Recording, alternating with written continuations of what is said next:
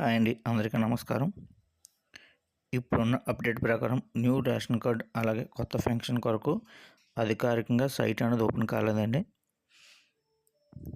అలాగే అధికారికంగా సమాచారం కూడా ఇంకా లేదు. ఇది కేవలం పేపర్ వర్క్ మాత్రమే. బహుశా డిసెంబర్ 3వ తారీఖున సీఎం క్యాబినెట్ మీటింగ్ ఉంది. ఈ క్యాబినెట్ మీటింగ్ తర్వాత నిర్ణయం అనేది వస్తుంది. నిర్ణయం అనేది తీసుకొని సైట్ అనేది ఓపెన్ అవ్వడం జరుగుతుంది.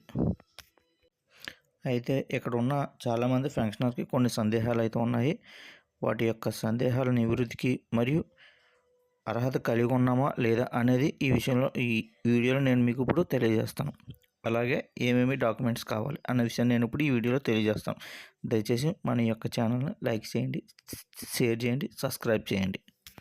అయితే ఇక్కడ చాలామంది పెన్షనర్స్కి కొన్ని సందేహాలు అయితే ఉన్నాయి. అందులో ఒక 5 క్వశ్చన్స్కి నేను ఇప్పుడు తెలియజేస్తాను. 1.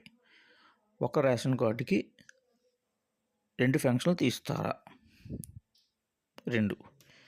గతంలో అప్లై చేసి ఉంటే ఇప్పుడు జనవరిలో కొత్త పెన్షన్స్ ఇస్తారా లేదా తిరిగి అప్లై చేసుకోవాలా? 3. ఒంటరి మహిళ పెన్షన్కి ఏజ్ ఎంత? 4. 50 ఏళ్ళకే వృద్ధాప్య పెన్షన్ అందరికీ ఇస్తారా? 5. రేషన్ కార్డు ఉంటే ఇన్కమ్ సర్టిఫికేట్ అవసరం లేదంట కదా, ఇన్కమ్ సర్టిఫికేట్ అప్లై చేసుకోవాలా? ఒక రేషన్ కార్డులో 2 పెన్షన్స్ అయితే ఇస్తారండి. అదే సందర్భంలో అయితే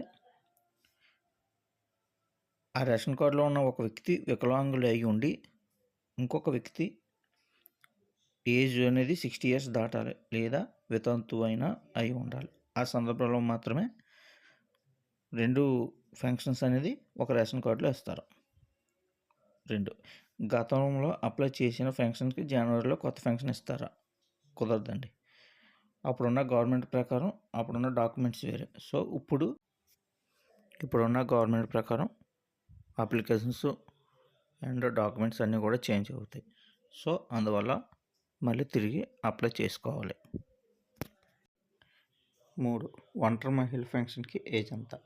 ఒంటరి మహిళ పెన్షన్కి ఏజ్ అనేది మినిమం 50 సంవత్సరాలు అయితే ఉండాలి. Question number 4. 50 ఏళ్ళకే వృద్ధాప్య పెన్షన్ అందరికీ ఇస్తారా?